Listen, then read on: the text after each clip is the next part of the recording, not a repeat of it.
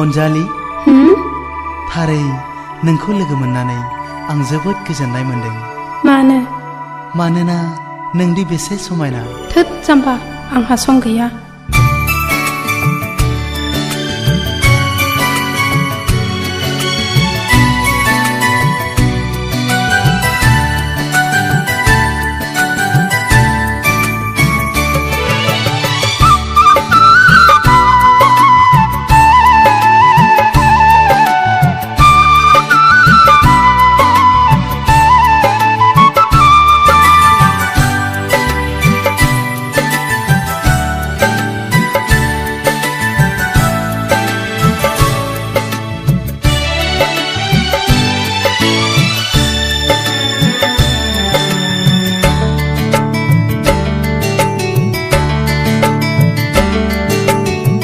बिखाखौ गावनाय बादि मोनबाय नोंखौ दसे लोगो मोननानै। सिमां बादि मोनबाय आं नोंनि हायना महर नुनानै। मादि महर नोंनि, गोसोखौबो नोंनो खावनानै लांबाय। आंगो बादि मोनबाय आं नोंनि बे रावखौ खोनानानै। सिमां बादि मोनबाय आं नोंनि हायना महर नुनानै। मादि मैया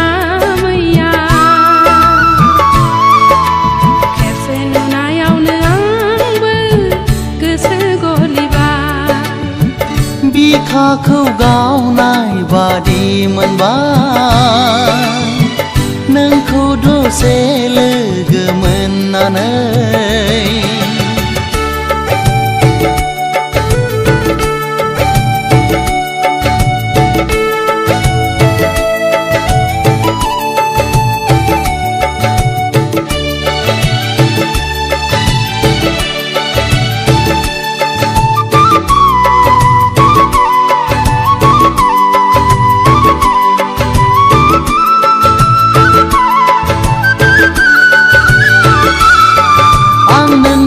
हायना महराव गबलांबाय सोर दैखांबावनो आंखौ बे खैफोदनिफ्राय। मानो एसेबां गोसोखौ हगारसारखो थानाय गोसोआसो सुखु सौफैयोनो। दाजानो हांखुर आंनिनो अननायखौ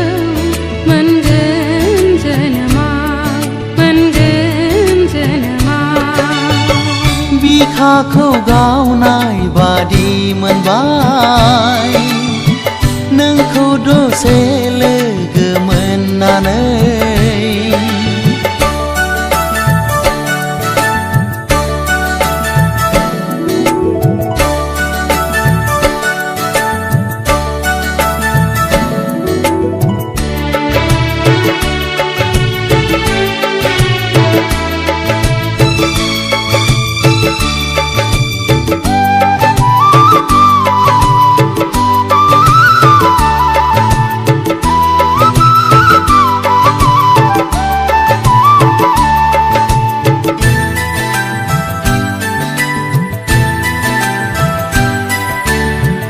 आंनिनो नोजोराव नों बारसे समायना बिबार।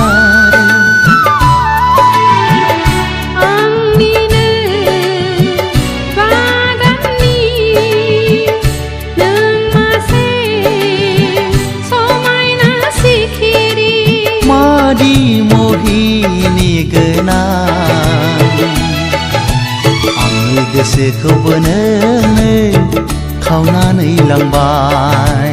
खेबसे नुनायावनो आंबो गोसो गलिबाय। बिखाखौ गावनाय बादि मोनबाय नोंखौ दसे लोगो मोननानै सिमां सिमां बादि मोनबाय नोंनि हायना महर नुनानै मादि महर नोंनि आंनि गोसोखौबो नोङो खावनानै लांबाय खेबसे नुना